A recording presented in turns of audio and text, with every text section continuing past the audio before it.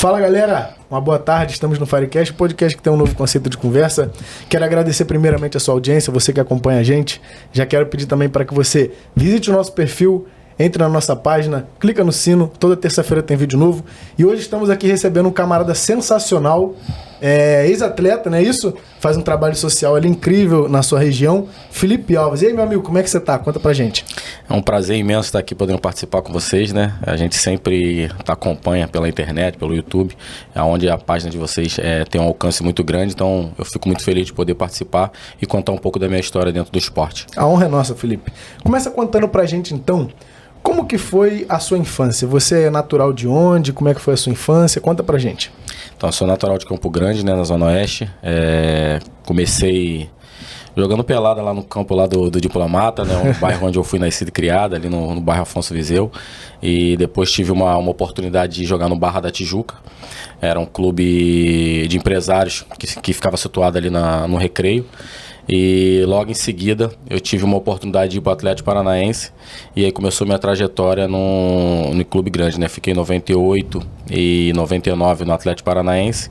Em 2000 eu voltei para o Vasco. E aí fiquei no Vasco 2001, 2002, 2003, subi profissional em 2003, onde fomos campeões carioca em cima do Fluminense, né? Teu time de coração. E logo em seguida eu tive uma saída de empréstimo para a Alemanha, passei um período na Alemanha, foi um período curto, depois eu fui para a Grécia, e aí voltei em 2004. Joguei mais alguns jogos no Brasileiro, voltei para a Bélgica, joguei em 2004, final de 2004, todinho na Bélgica. E aí em 2005 eu voltei pro Vasco, né? E aí tive a minha trajetória ali, jogando mais jogos profissional do Vasco e podendo fazer a alegria não só da minha família, mas de todas as pessoas que me cercavam ali na Zona Oeste e acreditavam que eu poderia fazer apresentar um bom futebol ali no time do Vasco. Muito bom. E algo que eu percebi aqui que você contou que rodou alguns países. Primeiro me conta qual posição que você jogava. Eu jogava de cabeça de área, né? Legal. Volante tem ali, um perfil, né? Tem um perfil, né? Mas olhando pra realidade, igual hoje a gente reside, pelo menos eu resido na Baixada Fluminense, e a gente costuma muito olhar pra questão geográfica ali, que acaba dando uma limitada. Como que foi pra você viver, poder ter a experiência de visitar alguns países, passar temporada em alguns países, que o futebol, que o esporte te proporcionou isso, saindo de uma região geográfica tão limitada? Como é que foi essa experiência para você? É uma experiência única, né? Eu acredito que o futebol acaba proporcionando a gente a viver essas maravilhas que... O esporte em isso, si, né? Faz com que a gente viva esses momentos maravilhosos. E eu tirei dessa oportunidade... uma oportunidade no qual poderia mudar não só a minha vida, mas a vida da minha família e daquelas pessoas que me cercavam. Então eu entreguei 100% de mim, né, fora do país e graças a Deus tive uma vida longa fora do Brasil, nos países que eu visitei. Muito bom. E não tem como olhar para essa situação e não ver outra coisa a não ser a mão de Deus, não é verdade? Porque tem muita gente que tenta oportunidade no futebol. A gente sabe que o futebol é muito difícil você virar profissional, a gente vê... Tem gente que é boa de bola, só que não consegue romper. O que te fez acreditar que você chegaria dentro... Acredito que antes de virar profissional passou muita luta, muito problema, limitação, né? Às vezes tem que se deslocar para treinar, às vezes dinheiro de passagem, etc. Eu não sei a tua história. Mas acaba que a gente fica um pouco limitado em relação a isso. Quando foi que te deu o start que você... Tipo assim, acendeu uma lâmpada e você falou, eu acho que agora eu tô conseguindo. Você teve uma esperança antes de virar profissional ali. Então, a minha família vem de um berço evangélico, né? Então, assim, a minha avó, que era me sustentava ali, né? Joelho no chão, né? Joelho no chão.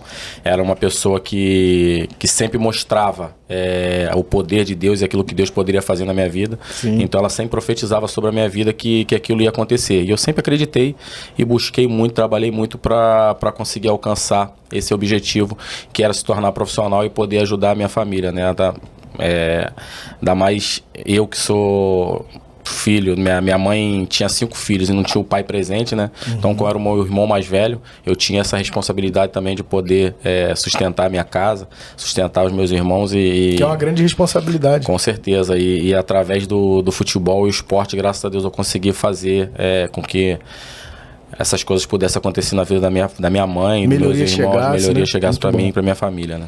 Legal. Eu sou canhoto, mas eu sempre fui ruim de bola, cara. Agora, uma coisa é certa, se deixasse eu chutar, Eu era bom no chute. Agora, lento, domínio, drible, muito fraco.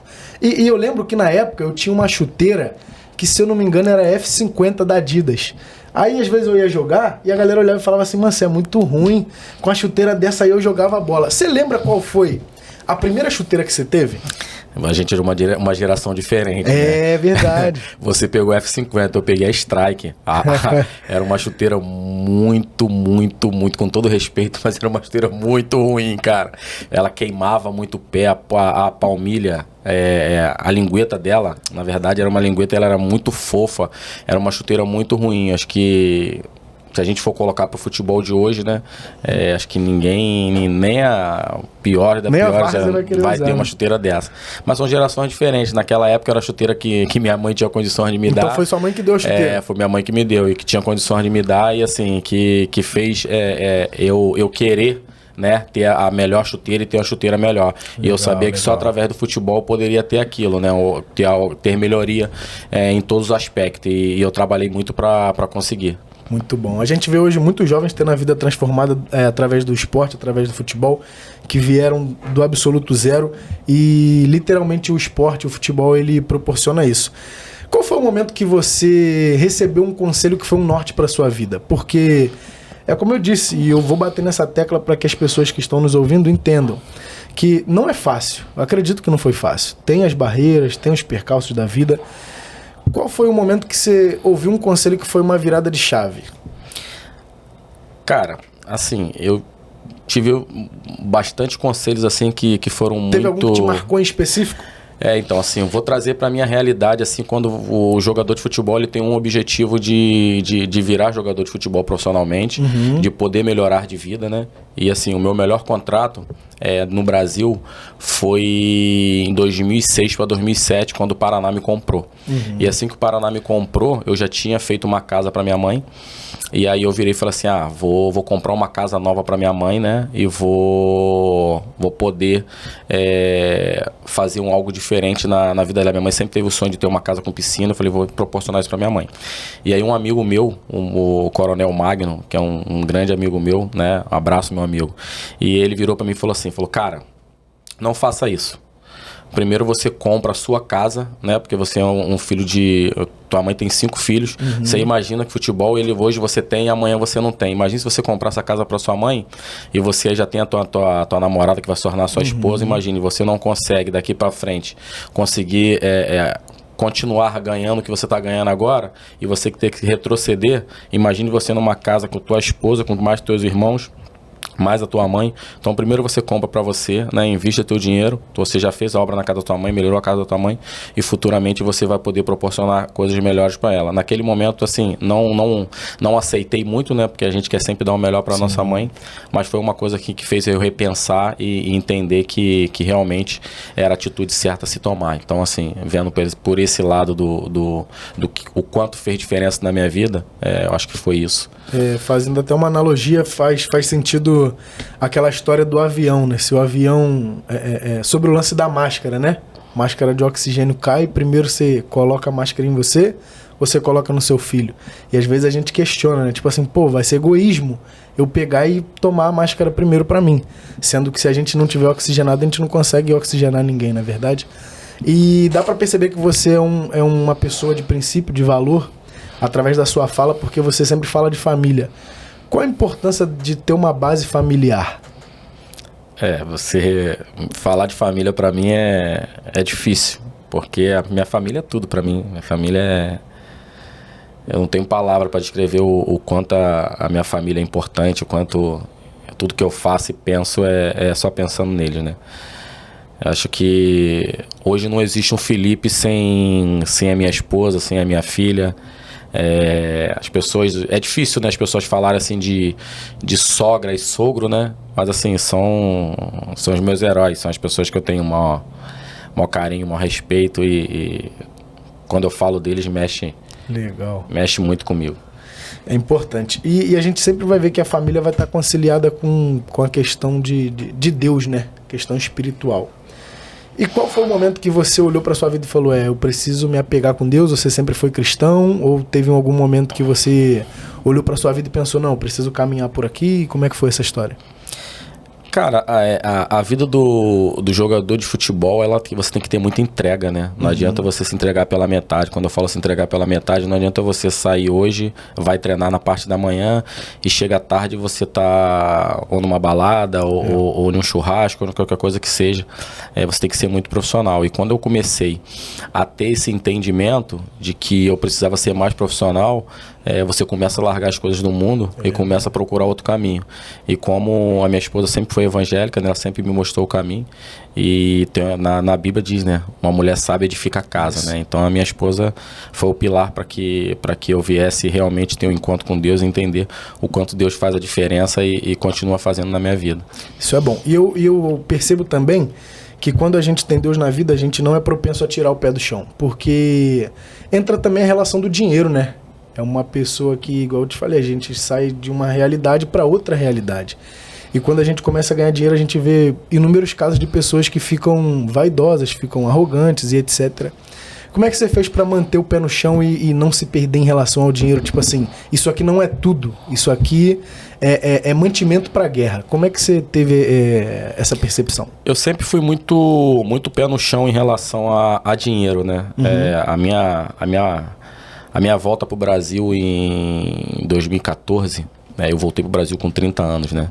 E eu voltei para o Brasil porque eu olhei para trás e falei, poxa, eu já tenho isso, já tenho aquilo. Eu acho que isso aqui já é o suficiente para mim poder viver e dar uma vida tranquila para minha família. Então, assim, eu voltei para o Brasil com 30 anos porque eu não pensava. Se eu tivesse ficado lá fora, com certeza eu teria ganho muito mais dinheiro, eu teria uma vida bem melhor do que eu já tenho hoje. Mas talvez não conseguiria dar tanta atenção ali, né? Tanta atenção para minha família. E foi um período que eu já tinha perdido a minha avó e minha mãe também já estava velhinha, então eu procurei optar por estar perto da minha mãe e não coloquei o dinheiro em primeiro lugar, né? A minha família veio em primeiro lugar. Isso é interessante.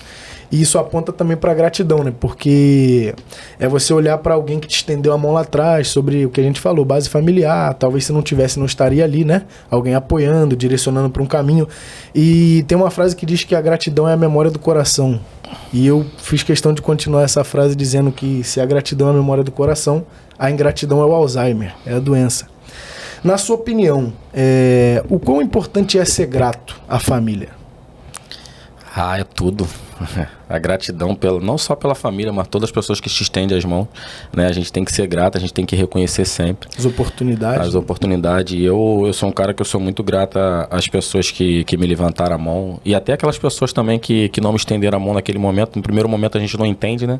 Mas depois a gente vê que não é aquela pessoa que nos estendeu a mão, é assim que Deus não quis que aquilo acontecesse da forma dele. Então, eu sou muito pé no chão a isso. Eu tenho na minha vida aí dessa correria toda, um tempo atrás eu fui conversar com um amigo meu, Joel da Cumani. E aí fui conversar com ele, ele virou para mim e falou assim, meu amigo, eu tô contigo pro que der e vier, mas eu não quero envolver os meus negócios com esse assunto que a gente tá conversando. Aí eu virei para ele e falei, cara, show de bola. Se todos os amigos que eu tenho fosse tão honesto e verdadeiro que você tá sendo comigo, eu já estaria satisfeito. Então assim, a nossa amizade continua muito viva e eu até falei pra ele, tudo que eu estou fazendo agora não é porque eu quero, e sim porque Deus tá me dando a direção para fazer. Se for da vontade dele, ele vai fazer com que você mude de ideia e venha conversar comigo.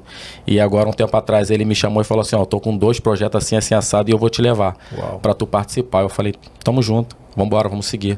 Quando é de Deus não faz força, né? A bênção não acrescenta dor. O que acontece?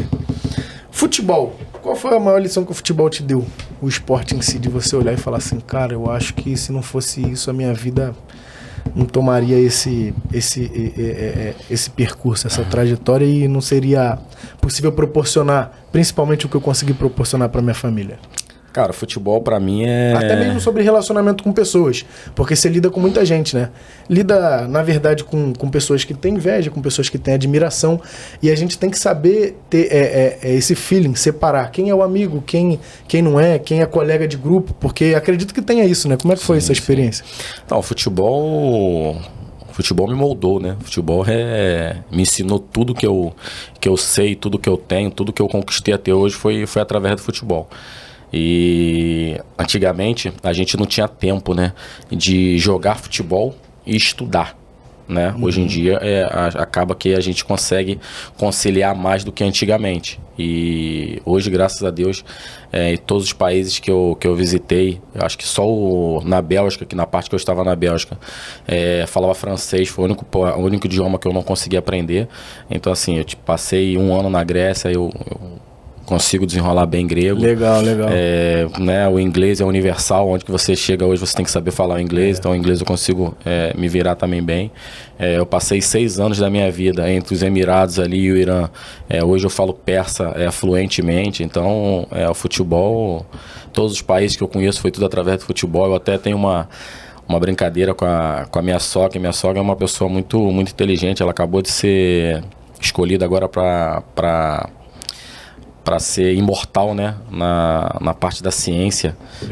E aí eu brinco com ela, que eu falo para ela o seguinte: a senhora, né, estudou, fez mestrado, fez doutorado, mas quem te levou para fora do Brasil foi eu, e quando você tem alguma dificuldade com o inglês, alguma coisa, você tem que perguntar para mim, né, que estudei até a 7ª, 8ª série ali. Então o futebol, ele me proporcionou tudo que eu sou hoje. Eu sou muito grato ao futebol. Acho que se não fosse o futebol e o esporte, com certeza eu não estaria aqui hoje, né, porque a minha geração, a maioria dos meus amigos, assim, hoje se perderam nas drogas, se perderam no tráfico. Então o futebol mudou a minha vida. Vida. Não agregou só no financeiro, agregou também no intelectual, né? Sim, isso é importante. Agora me tira uma curiosidade aqui, isso aqui é uma dúvida particular. Ô Clóvis, você lembra quando, por exemplo, o Neymar foi bater um pênalti ali na Olimpíada, cara? É o último pênalti. Tem a chance, tem que fazer o gol, mas a questão aqui você já jogou no Maracanã, com certeza. Como é que foi a sensação de você entrar num estádio lotado, olhar e tipo assim, caraca, sei lá, na época quantas mil pessoas tinham no Maracanã, por exemplo? Cara, 70, 80 mil pessoas, 90 mil pessoas. Hoje dá 60 no máximo, né? 80, 90 mil pessoas. Qual é a sensação de você chegar no estádio e falar, cara, tem 60 mil pessoas me assistindo? Como que é isso? Vou te contar uma experiência minha que foi assim muito marcante na minha vida, né? Foi Vasco e Corinthians. Em 2005, o time do Corinthians, um timaço, Mascherano, Tevez, Carlos Alberto, e a gente não estava muito bem no campeonato brasileiro. E aí fui jogar no São Januário. Assim, foi o meu primeiro jogo de titular. No profissional do meu time de coração, time do meu tio, que era o meu maior espelho, né? Um cara que me apresentou futebol, um cara que me levava e infelizmente ele não teve o prazer de me ver jogando, né, profissionalmente, mas foi um dia muito marcante para mim. São Januário tava lotado, muita gente, assim. Quando eu comecei a subir a escada de São Januário ali, eu comecei a chorar, porque é uma sensação absurda. Você poder passa um filme muito, muito real na sua vida, da onde que você saiu, o tanto que você trabalhou para estar vivendo aquele momento ali, né? E conseguir chegar e jogar no teu time de coração e a torcida gritando o teu nome, isso não tem coisa melhor. Então, assim, acho que foi um dos dias mais felizes da minha vida. Um dos momentos mais emocionantes, mais marcantes da minha vida foi esse jogo. E um gol que te marcou, teve algum? Foi em 2012. A gente e o FC Seul da Coreia, semifinal da Champions League da Ásia. Você jogava por onde nessa época? Eu jogava no Al Sharjah do Emirados. Sim. A gente foi disputar a semifinal, né, da Champions, fomos jogar no campo deles, e aí empatamos lá de 1-1. E aí no jogo de volta, a gente jogava por 2 resultados iguais. E aí no jogo em casa eles fizeram 1-0. Caraca. E aos 40 do segundo eu consegui tirar uma bola por dentro assim, chutei, cara. Eu não sei nem como é que eu chutei aquela bola. Quando foi ver, e a bola tinha assim, foi lá na gaveta. Foi um gol que marcou, né? Não só na minha memória, mas financeiramente também, né? Ajudou, né? Classificou. Foi um jogo muito importante, porque trazendo para a realidade hoje, a nossa realidade antigamente, ela não era tão favorecida em relação financeiramente quanto é hoje, né? Sim. E naquela época, os caras tinham oferecido pra gente $30 mil, pô. $30 mil e um Sonata. Por pessoa, no caso. Por pessoa, Então, assim, era um dinheiro bem... O dólar tava 3 e pouco, 3,80, 3,90. No caso, classificou, é o bicho ali, classificou já no outro dia na conta. Caraca. É outra realidade, né? Foi uma coisa assim que... E eu, na verdade, nesse dia, eu nem ganhei 30, eu ganhei 40. Porque eu fiz o gol aos 40, o Sheik lá pegou e falou, vou te dar mais 10. Eu falei, nem precisava. Foi bastante importante, assim. Legal, foi um jogo que marcou muito a minha vida. E um vestiário que te marcou foi esse? Foi o dia do jogo do Vasco? Como que se fala antes de entrar ali? Que faz a preleção. Alguma preleção que você falou assim, caraca, isso aqui acho que motivou bem a equipe e a equipe chegou e correspondeu dentro de campo. Cara, eu tive bastante vestiário assim, muito bom, mas em 2005 também Vasco e Santos na Vila Belmiro. Na época do Giovani jogou no Barcelona. Sim, então, eu tava na Grécia, eu tava no Poseidon e o Giovani tava no Olympiacos, então a gente se conheceu na Grécia. E aí a nossa volta, a minha volta, ele também tinha voltado em 2005. Fomos jogar contra, até tem uma camisa dele que ele me deu ali. E aí no jogo, o Giovani dominou uma bola, deixou a bola um pouco solta assim, cara. Eu fui dar o bote, sabe? Ele botou o corpo, tirou e meteu o gol. E aí eu cheguei dentro do vestiário assim, meio pra baixo. E aí o Renato chegou pra mim e falou assim, você não está jogando porque você é amigo do Romário. Você está jogando pela sua qualidade e pela pessoa que você é. Então não se preocupe, vai pro jogo. Vai lá que você vai fazer a diferença e segundo tempo tu vai acabar com o jogo. E aí todo mundo veio falar comigo assim, porque foi um lance muito, muito bobo. Porque eu achei que dava para antecipar ele, mas não tem como antecipar o Giovani. O Giovani é muito grande, rápido, muito forte, né? Então quando eu ameacei que ele botou o corpo, tirou e fez o gol. E eu fiquei muito chateado pelo momento, assim. Então foi um momento assim dentro do vestiário que todo mundo me abraçou. E num momento difícil, é difícil assim quando você está passando por um momento difícil, as pessoas vêm te estenderem as mãos, né? Importante, né? Então foi um momento assim marcante de vestiário comigo. Entra a questão também, uma dúvida que eu sempre tenho, questão de jogador. Parece que tem vezes que o jogador vai meio despretensioso. Entra a questão da tipo assim, tô absoluto, isso aqui eu faço todo dia, eu treino todo dia.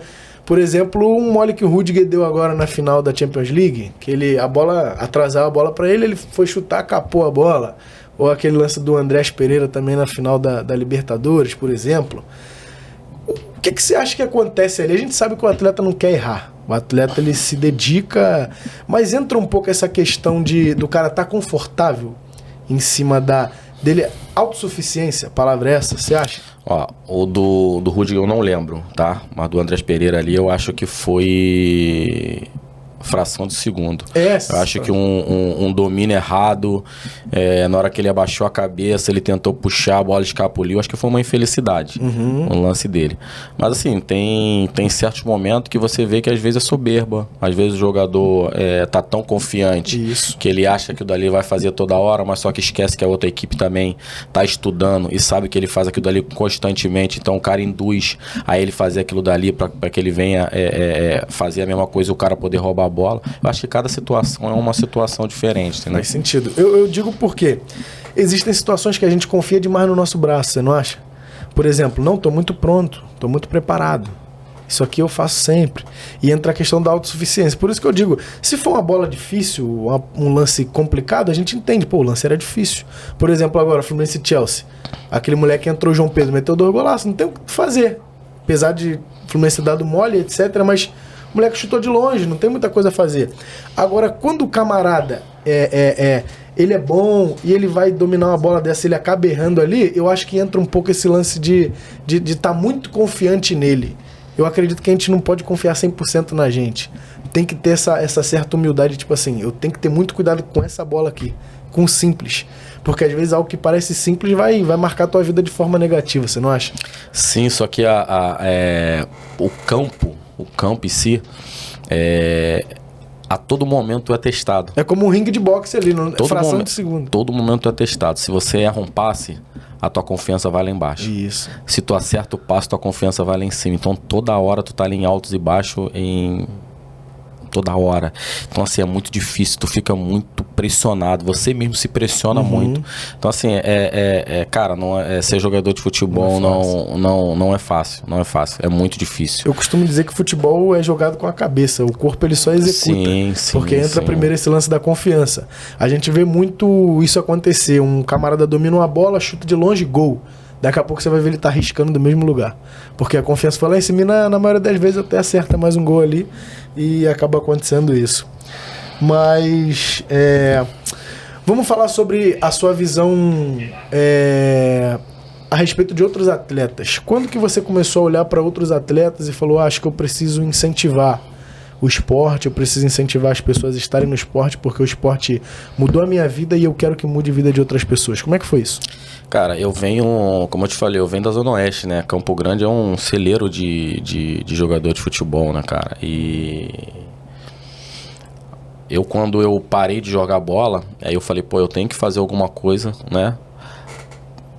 Que eu possa agregar para essas crianças que são da minha redondeza, as pessoas ali que me têm como espelho, né, que me viram muito jogar na TV e que sempre que eu chegava estavam ali me aplaudindo, pedindo para tirar um autógrafo, para dar um autógrafo, para tirar uma foto. E eu falei, cara, eu tenho que fazer algo diferente na vida dessas pessoas, aquilo que não fizeram comigo dentro do meu bairro, mas outras pessoas me deram oportunidade, né? E aí eu fiz uma arena de futebol, né?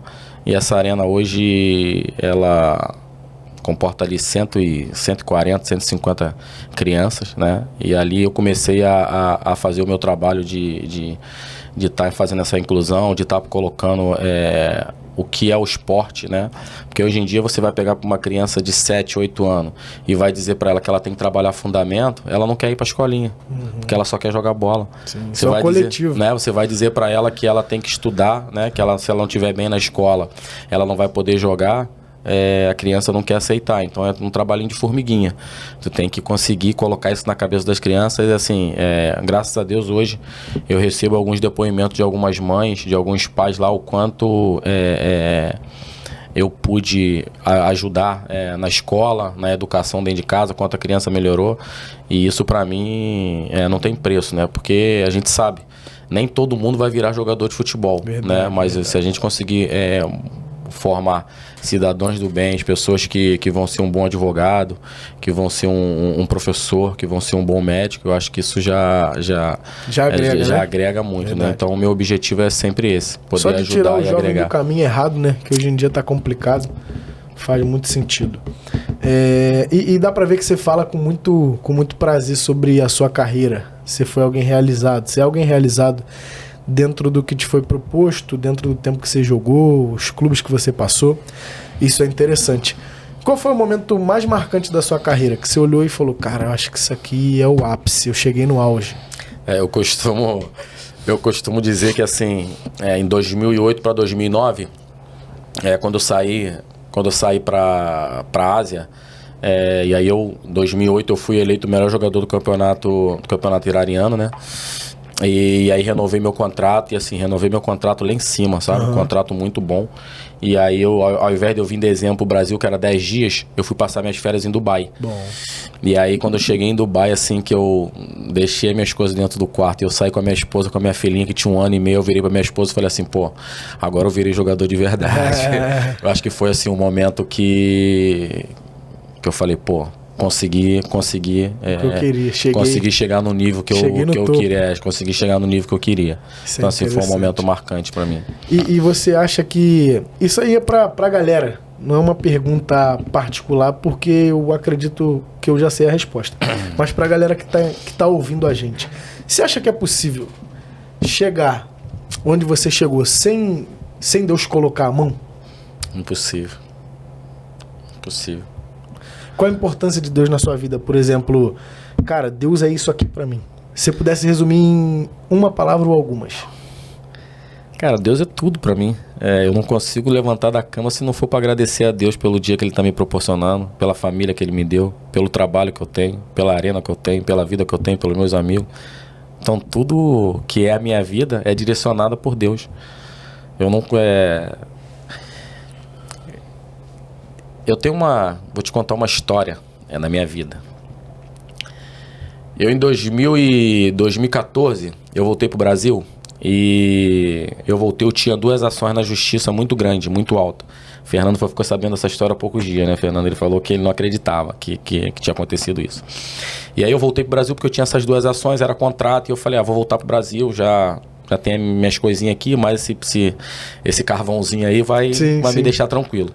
E aí foi passando, uma situação eu consegui receber e a outra não. Um fax chegou no escritório do advogado, o advogado não viu. E a menina que ia limpar lá, pegou o fax, não sei o que ela fez, perdeu o fax. Caraca. Era só ele pegar a cópia do meu contrato e mandar pra FIFA, pra FIFA autorizar o pagamento. 5K. E aí passou o tempo, ele perdeu. A minha mulher chorava que nem criança. Porque tu imagina, tu perder 5K, tu já parar de jogar. E eu já tinha parado de jogar bola. Com 32 anos isso aconteceu, eu tive uma lesão no joelho que eu não tinha operado, então não tinha como ir pra fora, né? Então assim, minha carreira tinha acabado. Tu imagina, tu parar tua carreira e tu perder 5K. Não, possível. Assim, e minha mulher chorava, eu falei pra ela, assim, cara, fica tranquilo. Deus tem mais pra mim. Eu não roubei, não matei, não fiz nada de errado, minha carreira sempre foi tudo certinho. Seguindo os princípios. Eu não tô preocupado com isso. Deus vai me dar. E aí foi passando. Aí um dia eu tô entrando na minha igreja. Uma mulher lá, Abigail, virou pra mim e falou assim, tua vida não acabou no esporte, não. Eu vejo um espaço com muita criança, muita gente dentro, e você fazendo a diferença na vida dessas pessoas. Eu falei, cara, só tava com dinheiro pra pagar a conta, pô. E aí eu falei, cara, só Deus. E foi passando. Daqui a pouco, um cara me ligou, um advogado da Bélgica. Falou, Felipe, tu recebeu o dinheiro do seguro da Bélgica? Eu falei, não. Ele falou, tem um dinheiro lá pra receber lá e tal. Aí eu falei, vê pra mim aí. Aí quando ele foi ver lá, agora, uns 5 anos atrás. O dinheiro tava lá. Tava lá o dinheiro. 400 e poucos euros, 400 e poucos mil euros. Sim. Aí pegou lá, botou o dinheiro, foi lá pra cima. Já tinha um terreno, comecei a fazer arena, e aí quando a arena tava andando, o Nem veio, o Elton Nem jogou no Fluminense, né? Sei. Era um dos meus sócios lá, né? Legal. E aí a gente começou, fizemos a arena, minha vida começou a andar de novo, e as coisas começaram a andar, e eu sempre tranquilo em relação àquilo que ia acontecer, e Deus foi fazendo, minha vida estabilizou de novo, eu já tinha meus negócios, na época eu queria vender, minha mulher não vai vender, espera que Deus vai fazer. Deus tirou de um lado, mas ele deu tudo do outro jeito, da forma dele, do jeitinho dele. Mas sabe por que Deus me tirou naquele momento? Porque se ele não tivesse me tirado, eu teria perdido a minha família, teria perdido meus amigos, porque eu não estava 100% na igreja. Sim. Então Deus ia me tirar tudo. E Deus pegou, tirou e falou, calma aí. É momento de tu ir lá, orar, jejuar e estar na presença de Deus, porque Deus vai te dar. Então assim, a minha vida é baseada tudo abaixo de Deus. Tudo que tem acontecido na minha vida, Deus me fala antes e me mostra antes. E assim, todos os meus sonhos, meu projeto, eu tenho falado para as pessoas que eu estou entrando em um novo projeto, e esse novo projeto que está acontecendo, muitas pessoas falam que é muito pesado, na minha vida tem sido tão leve, mas tão leve que eu não...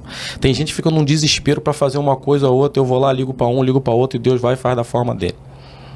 Então, eu não sei o que Deus tem para mim lá na frente em relação a esse projeto, mas eu sei que é coisa boa. Muito bom. E na tua fala dá para perceber que a importância maior não era o dinheiro em si, era a segurança da sua família e o lance de poder proporcionar para outras pessoas uma mudança de vida. Aí eu te pergunto, quanto você acha que vale um sorriso de uma criança dessa, cara? Treinando no CT seu, através de algo que Deus te proporcionou, você olhar para um moleque daquele ali que poderia estar perdido e ver o sorriso no rosto dele. Quanto você acha que vale isso? Um abraço. Você chega lá, você dá um abraço naquela criança ali, você não vê o quanto a criança fica feliz, aquilo dali muda a vida dele. Pô, o tio me deu um abraço. Às vezes eu chego lá, as crianças falam, tio, tu não vai me dar um abraço hoje não? Claro, vem cá, vou te dar um abraço. Um abraço. Sabe por causa de quê? Tem muitas crianças que chegam em casa e não tem um abraço do pai, não tem um carinho da mãe. Então a criança está ali vulnerável. E às vezes a criança começa a cometer atos errados, de repente para chamar a atenção do pai e da mãe. E aí vai entrando, é que nem uma droga, né? Isso. Vai indo. Quando você vai ver, a criança já está lá dentro, não consegue mais sair. E às vezes é porque uma falta de carinho, uma falta de atenção. Então é o que eu procuro dar para os meus alunos, para as crianças que estão lá sempre comigo lá, eu procuro dar carinho. Só tratar eles bem e abraçar e mostrar para eles o quanto é importante estar presente na vida deles e ensinar o caminho que eles devem andar. E a gente que é adulto, cara, a gente às vezes não tem essa percepção da criança. Pra criança o simples tá bom. A gente cresce, o paladar vai ficando mais exigente. Antigamente tu comia aquele ketchup ali mais transparente, gostosão. Hoje em dia não, tem que ser isso aqui, a gente começa a ficar mais exigente. E entra esse lance aí, pra criança às vezes um abraço importa, uma palavra, um carinho. E isso é muito importante. E pra você, o que seria a sua realização pra frente com esse projeto? Tipo assim, cara, passou-se 5 anos. Passou 5 anos da vida do Felipe e o projeto tomou um rumo. Que rumo é esse? Que você acha que seu coração ficaria mais alegre? Cara, eu tenho muitos sonhos. Mas assim, o meu maior sonho é poder fazer a diferença na vida das pessoas. Poder proporcionar mais, porque assim, é muito sofrimento, é muita gente passando dificuldade, e às vezes a gente vê as pessoas que têm tudo na mão para poder fazer e não faz. Eu só quero poder fazer mais do que eu já faço. Não só com os meus recursos, mas com recurso realmente que é apropriado para isso e que tem que ser feito, né? Eu acho que se cada um tirar um pouquinho para ajudar, eu acho que o mundo não estaria dessa forma e não teria tantas pessoas passando dificuldade quanto tem hoje. Então, o maior desejo do meu coração é poder ajudar mais as pessoas que realmente precisam e necessitam. Muito bom. Se você pudesse dar um conselho para um jovem, para um adolescente que tem sonho de ser jogador, o que você diria? Não desista. Ninguém pode acreditar mais no seu sonho do que você mesmo. Você vai escutar muitas pessoas dizendo que você não é capaz, que você não tem condições de chegar. Mas se você acreditar realmente no teu sonho, ele é capaz disso acontecer. E isso foi o que aconteceu na minha vida. Quantas pessoas eu escutei falando que eu não ia chegar, que eu não ia acontecer, mas eu tinha convicção, eu tinha certeza de que Deus ia me honrar e eu ia conseguir chegar. Então, o que eu digo para eles é: nunca desista. Sempre acredite que é capaz, que é possível, que isso vai acontecer. Muito bom. Eu acho que ser campeão excede o campo, não é verdade? Não tem a ver só com pendurar uma medalha, levantar um troféu. Qual é a sua opinião? O que você acha que... O que é ser campeão pra você? Cara, quando eu falo de vida, né, eu falo que eu sou uma pessoa realizada, né? Em todos os aspectos. Eu acho que o meu maior troféu é ter formado a família que eu formei, é ter as pessoas que me cercam. Eu acho que você chegar em qualquer lugar e as pessoas te tratar de uma forma boa, querer a tua presença, querer estar com você, eu acho que esse é o maior troféu que você pode ter, né? Você poder chegar em qualquer lugar e ser bem receptivo, né? Eu acho que isso é o maior troféu que eu tenho. Vamos falar sobre o Vasco? Você é Vasco, né? Sou Vasco. Cara, qual foi a sensação de poder jogar no clube que você ama? Você sempre foi Vasco ou virou a casaca? Que vascaíno tem disso, né? Vira a casaca ali no meio do caminho, apesar de que agora tá ao contrário. A galera tá saindo do Vasco. A galera tá pulando fora. Mas contigo, como é que foi? Cara, quem entra em São Januário, pra ver a torcida do Vasco, essa pessoa pode ser o time que for, que ela se arrepia. A torcida do Vasco é a coisa mais linda do mundo. São Januário é o lugar mais lindo que tem. Você não tem noção. Um dia tu vai entrar comigo lá e tu vai ver se tu vai virar vascaíno. Não, cara, vascaíno eu não viro, não. Cara, mas pelo futebol em si arrepia, sim. Cara, quem gosta de futebol... São Januário o que a torcida do Vasco faz, nenhuma torcida faz. Eu concordo. Pra ser vascaíno tem que ser maluco. É isso aí mesmo. Nenhuma torcida faz. Porque o time que a gente tem e o amor que a gente torce e vibra com São Januário lotado é coisa surreal. São Januário eu nunca fui, não. Eu tenho lembrança do Maracanã, onde eu vou ver meu time jogar. Mas eu também tenho. Você joguei lá, fala, eu também tenho. A lembrança, eu tenho lembrança no gramado. Então, a lembrança que eu tenho, inclusive, é 2003, Léo Lima metendo de letra lá, escorando pra trás, eu sendo campeão carioca. Aí me complicou, aí me complicou, aí apertou. Galera, você que está acompanhando a gente aí, queria te pedir novamente para que você possa se inscrever no canal, ativar o sino. Toda terça-feira a gente tem um bate-papo novo e interessante para você. Filipão, a gente está caminhando, mas antes eu queria te fazer uma pergunta. Primeiro, obrigado, tá? Pelo seu tempo. Para mim foi muito agregador de forma particular. Acredito que para a galera que vai estar assistindo também no nosso canal, poder conhecer mais do Felipe Alves, perceber que você é um ser humano de fato, porque hoje em dia isso está difícil. As pessoas serem humanas, isso daí tá muito complicado. Tá tudo muito robotizado, a galera tá muito preocupada em montar um personagem pra vender ou pra agradar alguém. E dá pra perceber que você é um cara autêntico. Você transpira a verdade na sua fala, sem demagogia. E se você pudesse dar um recado pro Brasil, um recado pro Brasil hoje do Felipe Alves, que recado seria esse? Eu sou um cara família, um cara que pensa sempre no próximo, um cara que quer ajudar de todas as formas.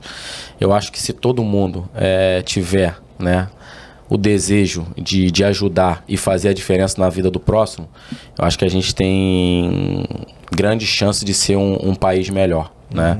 Eu acho que está faltando isso, a gente estender a mão, né? Sem se preocupar se essa pessoa lá na frente vai estender a mão para você, né? Faça. Não se importe se lá na frente ele não vai fazer o mesmo por você. Faça aquilo que você quer fazer, da forma que você quer fazer, mas sempre pensando em ajudar o próximo. Acho que isso é que a gente precisa ter e precisa melhorar no nosso país. Muito bom. Felipe, parabéns, tá? Obrigado, irmão. Pela sua forma de pensar, pelos seus princípios e valores e pelo atleta que você foi, tá bom? Muito obrigado. Quer falar mais alguma coisa? Não, só queria agradecer você mesmo, né, pela receptividade, pela forma que você conduziu. Acho que foi uma forma muito, muito tranquila. E sempre que tiver a oportunidade, com certeza estarei aqui, tá? Muito obrigado mais uma vez. A porta tá aberta, meu amigo. Essa casa agora é sua casa. Amém. Prazer enorme conversar com você. Esse foi o Firecast, o podcast que tem um novo conceito de conversa, sempre pra honra e glória de Jesus. Tamo junto. Deus te abençoe. Amém. Fui!